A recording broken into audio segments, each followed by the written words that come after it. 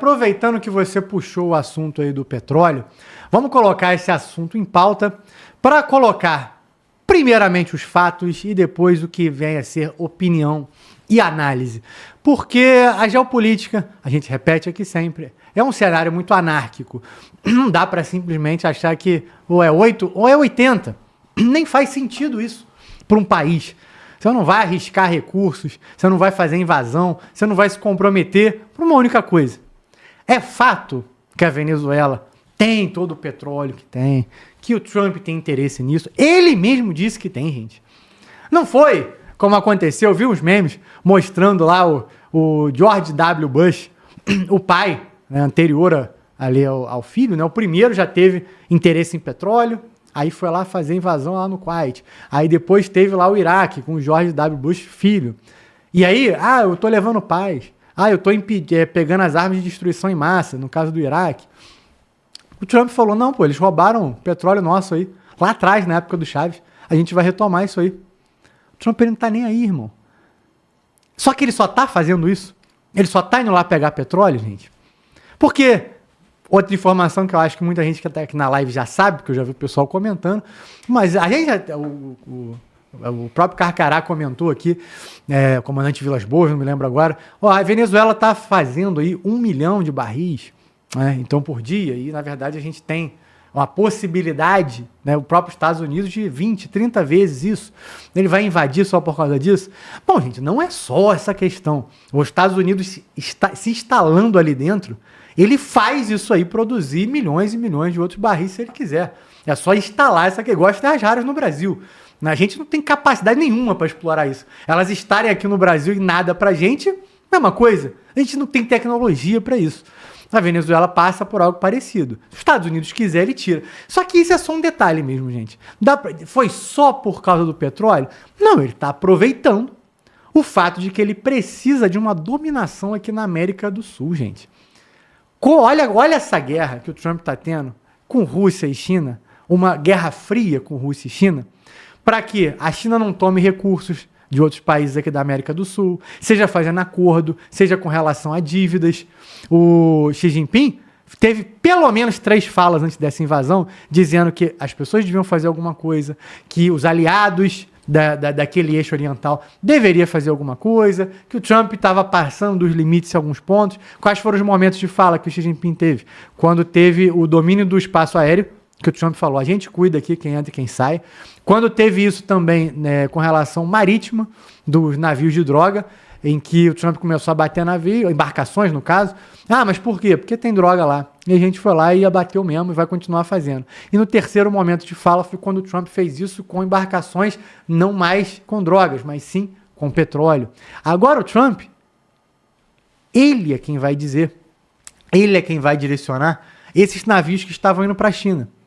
Veja bem, a dívida da Venezuela não vai deixar de ser paga com a China. Digo isso porque, para você que não estava aqui, inclusive aproveita e deixa seu like, a China tinha para receber um valor exorbitante, tem ainda, de dívida com a Venezuela, porque 60% de toda a dívida que a América Latina tem com a China, 60% dessa dívida está na Venezuela. E a Venezuela, Xi Jinping, está retirando isso em petróleo. É isso que eles querem mesmo. Com o Trump impedindo esse processo, nem o Putin fica feliz, nem o Xi Jinping fica feliz. Então, o Trump toma esse processo e agora esses navios vão para lá, mas com o controle do Putin. Mais do que tirar o petróleo da Venezuela, ele, aqui nas Américas, vai dizer o que fazer com esse petróleo. O como, quando, o onde e o quanto. Porque isso atrapalha entre aspas, né? Mas isso influencia todo o cenário de custos desse petróleo. Então, tem o cenário de petróleo, para ele ter, né, para os Estados Unidos, mas também tem todo esse cenário geopolítico. Júlio, eu queria começar te ouvindo aqui sobre essa questão, como é que você analisa esse cenário? Porque se o Putin e o Xi Jinping tinham esperanças de fechar acordos, de montar bases e impedir que os Estados Unidos tivessem esse domínio, agora ele tem. Agora ele está se protegendo no mar, no ar, vai ter mais petróleo para ele. E de quebra, o povo venezuelano, como você viu nos vídeos, está feliz. Tem vários memes em espanhol, né, dos países vizinhos, dos venezuelanos dizendo assim, o Trump queria nosso petróleo? pô, beleza, tô nem aí. Pelo menos tirou o cara. Porque vai ficar do jeito que estava nos últimos 20 e tantos anos? Não tinha como, né? Se o preço para isso é o petróleo, muitos venezuelanos disseram, vamos pagar. Mas aí são eles, eu não sou venezuelano, né? Mas queria te ouvir, Júlio. Bem, Eric, a tentativa da China de transformar o país, grande parte dele, em elétrico, substituindo o petróleo, foi uma jogada um pouco apressada, porque sabemos que o petróleo até agora não saiu, né, de moda, vamos dizer assim. Então, essa substituição ainda não aconteceu por total, e a China depende do petróleo da Venezuela, a qual agora tem um intermediário bastante interessante, chamado Donald Trump, presidente dos Estados Unidos, que disse que as reservas não são da Venezuela. Eles vão ter que intermediar todo o petróleo que sai do país. Então ele está falando simplesmente que agora o petróleo da Venezuela é dele.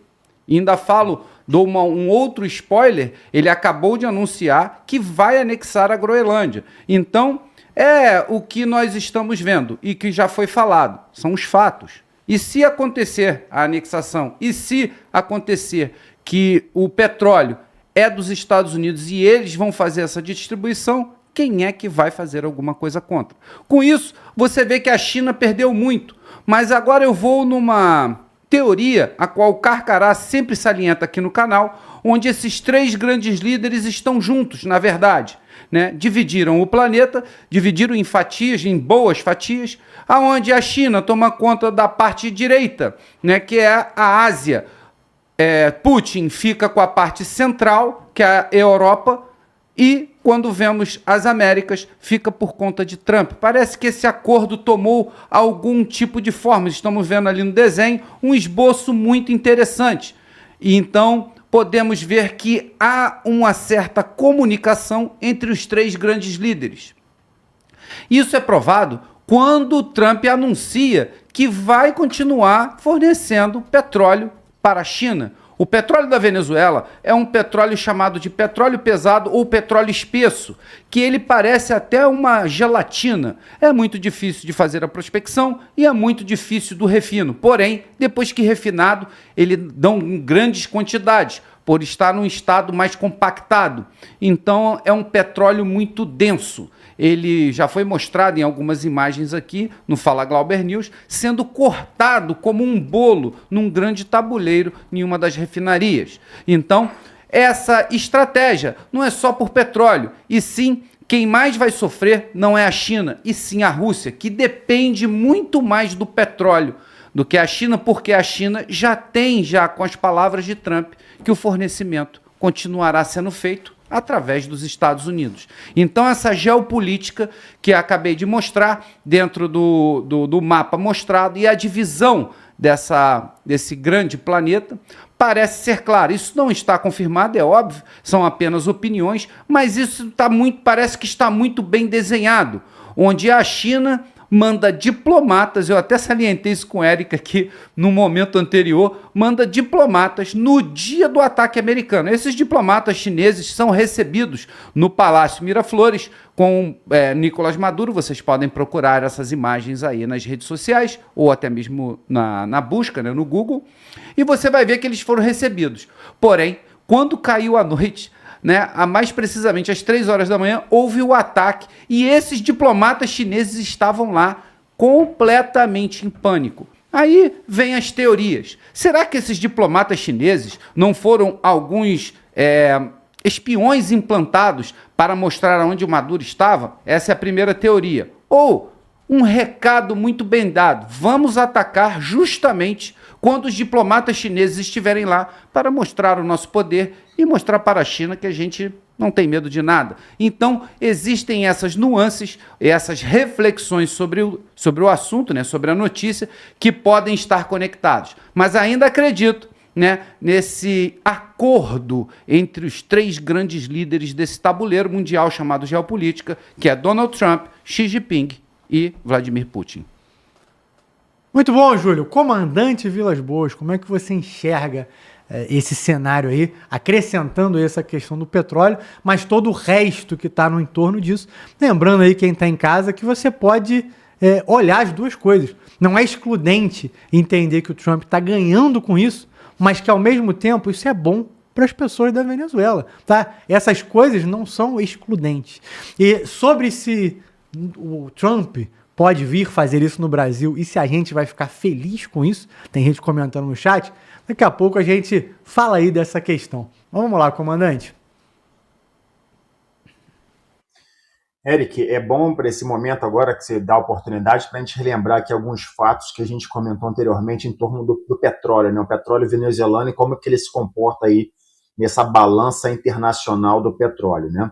Então, os números, eles refletem e são inquestionáveis, né?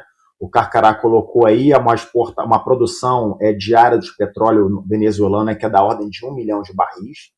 Isso representa menos de 1% da produção mundial, tá? Então, o impacto que era previsto nessa ação norte-americana como a possível alta do petróleo, ela não se confirmou, pelo contrário, né? No sábado houve um ligeiro aumento do preço do petróleo, mas já no dia de hoje houve uma queda até nos dois valores do petróleo que são negociados aí na produção nas bolsas internacionais. A gente também repercutiu aqui que muito provavelmente essa questão do controle da produção do petróleo, os Estados Unidos devem ter negociado com a OPEP, dizendo o seguinte, se prepara aí para um possível aumento na escala de produção, de forma que o preço não aumente. Então, para manter a produção mundial no mesmo estoque, de forma a impedir qualquer oscilação no preço do petróleo. Mas a produção da Venezuela hoje ela é muito baixa, ela já foi aí no passado da ordem de 3 milhões de barris de petróleo, e aí o que a gente viu com o chavismo, né, que tomou mais de 2 décadas aí o controle da produção venezuelana de petróleo, é que justamente, né, a sua grande estatal, a PDVSA, ela foi praticamente vilipendiada, né? Então, toda essa produção, essa riqueza do petróleo venezuelano, infelizmente, ela não se reflete no enriquecimento da população. A população venezuelana é a dona dos recursos desse meio que é venezuelano, do qual já colocado aqui várias vezes, a Venezuela tem a maior reserva mundial, mas isso não se reflete no retorno desse dinheiro, dessa riqueza para a sua população, mas se reflete sim para a riqueza dessa pequena elite aí que manobrava esse país, tá?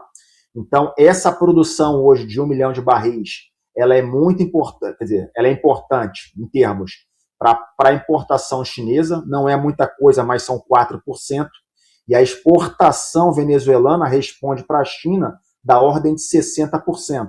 Então, se a gente está falando aqui de 1 milhão de barris produzidos diariamente, praticamente 600 mil barris eram para a China, tá? Isso no efetivo, aí no montante de 4%, parece não ser muita coisa, mas a China, aí, que é ávida por recursos minerais do mundo inteiro, como o petróleo também, isso acaba representando uma fatia importante.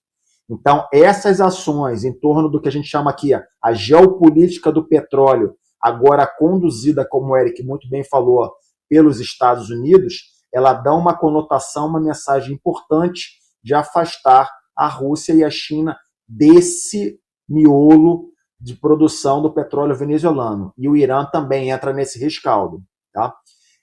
A produção, como o Júlio falou, é muito importante. Esse óleo é produzido pela Venezuela, ele é um óleo cru, muito pesado, ele precisa de nafta para ser diluído, para que ele possa ser bombeado pelas instalações de refino, mas isso é possível. E esse óleo pesado venezuelano ele tem funções na indústria como um todo.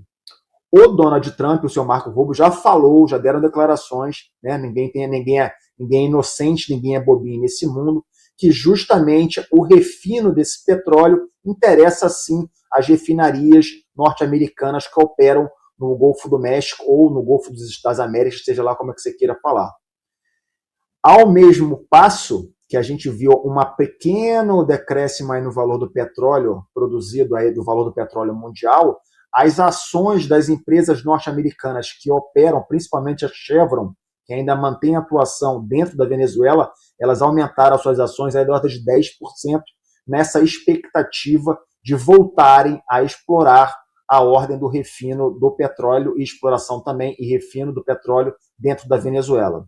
Ninguém é bobo de achar que nesse caldo os Estados Unidos também não estariam de olho nessa fatia para que as suas indústrias participem desse processo.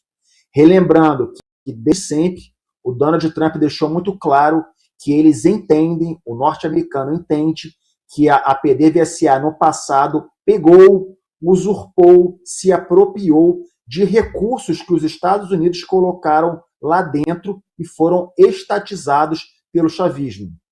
A gente pode traçar aqui uma comparação da nossa realidade brasileira, quando a Bolívia fez a mesma coisa com a nossa produção de gás dentro da Bolívia. Só que aqui, no caso, o governo Lula, à época, deixou por isso mesmo. Deu a mão, agradeceu a ação do seu Evo Morales e agradeceu pelaquela ação tomada. Lá do outro lado do mundo, o entendimento não é esse. Então, se passaram aí vários anos até que aparecesse outra pessoa e falasse negativo. Isso aí pertence ao povo americano, às empresas norte-americanas. Então, dentro desse contexto, relembrando, Carcará muito bem colocou, os Estados Unidos não precisa necessariamente desse petróleo. Ele é o maior produtor mundial em escala do petróleo. Só que sim, interessa a partir do momento que as suas empresas têm interesse nessa exploração, dentro da geopolítica do petróleo, do afastamento Rússia, China, Irã, desse cenário, isso ganha importância sim, e o maior virtude, digamos, a maior virtude não, o maior ganho norte-americano nessa situação dá justamente a entender dessa mensagem clara, política, mandada no que essa figura anteriormente aí que foi colocada, da divisão do mundo em regiões. Isso não é muito novo, a gente tem um estrategista alemão, que é muito importante do século XIX, que ele dividia o mundo em pan-regiões, que nada mais é do que isso. Só que naquela época existia mais uma região. Mas essa divisão do mundo em áreas de interesse, de exploração, de influência, dá a entender que ela está se desenhando assim. Então a gente não pode afirmar, mas será que essa divisão, Venezuela, América do Sul, fica com os Estados Unidos, América Latina, Rússia toma sua porção da Eurásia, e a China fica com o Pacífico Sul, e a região do Pacífico ali, como um todo, seria esse o próximo arranjo trilateral do mundo? Então a gente não sabe, né? Isso pode ser que esteja acontecendo, a gente não vai repercutir hoje, mas ações em torno de Taiwan estão ganhando proporções, então pode ser que isso venha acontecer nesse mundo, que é o mundo do real, né? Chamado nas relações internacionais realpolitik, como o Estado, como razão de Estado, tomando as suas ações em torno dos seus interesses. Então, organizações multilaterais, globalistas, como ONU, OEA, OMC, OMS, elas cada vez mais, nesse século, ou pelo menos nessa década, elas vêm perdendo importância e aí vira a lei do mais forte. Existe um pensador chamado Tucídides, que ele dizia lá na Grécia Antiga que os fortes fazem o que querem, os fracos sofrem o que devem. Então, nossa pergunta, de que lado da história nós estamos?